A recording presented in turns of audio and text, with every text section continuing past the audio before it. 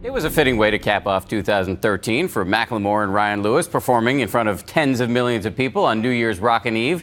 These two guys from Seattle became the year's most improbable pop stars by rapping about unusual and highly personal topics. And true to form, when I sat down with them recently, they were bracingly candid. Return to the Mac. Get 'em what it is, what it does, what it Macklemore and Ryan Lewis had a wild run in 2013. Their records sold more than 1 million copies. The videos for Can't Hold Us like the ceiling can't hold us. and Thrift Shop had nearly 700 million views. So damn grateful. They're nominated for 7 Grammys. They just wrapped up a triumphant tour. And last night they played New Year's Rockin' Eve here on ABC. The ice in the fringe, so damn frosty. People like, damn, that's a cold-ass honky. But right now, as they transition away from the screaming crowds and back to normal life, is when Macklemore, also known as Ben Haggerty, worries about relapsing into the substance abuse that has derailed him in the past. For me, what is a temptation is coming home off of the road, which is why this time period is interesting. So right now is kind of maximum This is peril. when it's happened before. Really? This is when I've fallen back before. At its worst, drugs and alcohol landed him in the hospital and, in 2008, in rehab. I just never had an off switch with it. From the first time that I ever drank alcohol, I got that warm feeling, I got that like losing my inhibition feeling, and I wanted another one. And then after that, I wonder what 6 was like. I wonder what 8 was like. 8's fun. What's 10 like? How bad did it get for you? Isolation, broke, depressed, no reason to really live. Did it impact your working relationship? Yeah, we didn't work for the first 3 years. And I think that was probably at the centerpiece. Absolutely.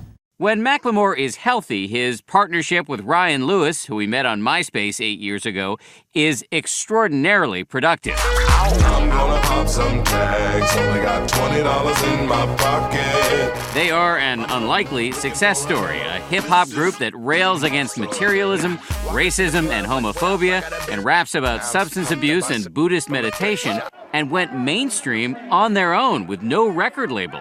And their working relationship is more collaborative than many fans might realize. So are you throwing in lyrics sometimes? No, I'm critiquing lyrics for sure. I think Critiquing the hell out of my critiquing the hell. I think I'm the first person to experience a new song for the first time. I usually come up and my hands are shaking and I'm like, I got something. And then he's just like, this line, this is horrible. Does he have a red pen? You might as well. We should get you a red pen.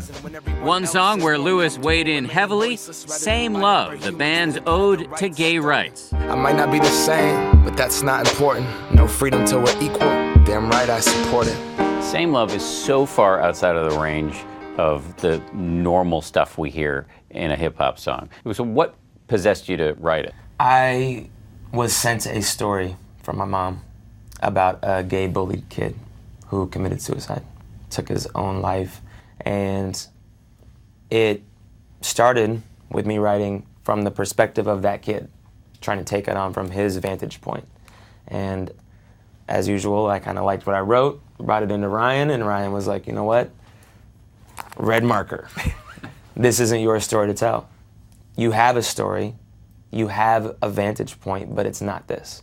Good advice. It's probably the best advice Ryan's ever given me about a song. If I was gay, I would think hip-hop hates me. That song, which takes a hard run at homophobia in the rap world, created some backlash.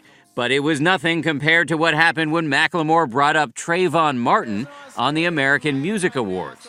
And due to the fact that we are in Florida tonight accepting this award, I want to acknowledge Trayvon Martin and the hundreds and hundreds of kids each year that are dying due to racial profiling. The feedback from that, the hatred in the next 48 hours from that, surpassed all the hatred in the last year from Same Love. The racism that came back from that via social media blew me away. It was an eye-opening experience to see where half of our country still is in terms of race issues in America. How do you balance your desire to use your platform to advance causes you care about and the risk of coming off as preachy? You scrutinize everything because you don't want to come across as preachy. No one wants to be preached to. After hustling and scraping to make it for years, fame is sometimes trickier than they imagine. And it's not just about the response to their public pronouncements, it's also the lack of privacy and the exhaustion of the road. Macklemore says he sometimes has to check himself when he has a diva moment. Be grateful, be happy, and enjoy this because it's not promised. Who knows where we're going to be in a year, 2 years, 3 years. We're at this position now, and I don't want to look back and be like, you had it all, and you weren't even present for it. You weren't able to enjoy it. I want to be here, be now, and be grateful. Go watch some behind the music. Check out MC Hammer, you know, Yeah. and you'll see how quickly it can go. I'm wearing his jewelry.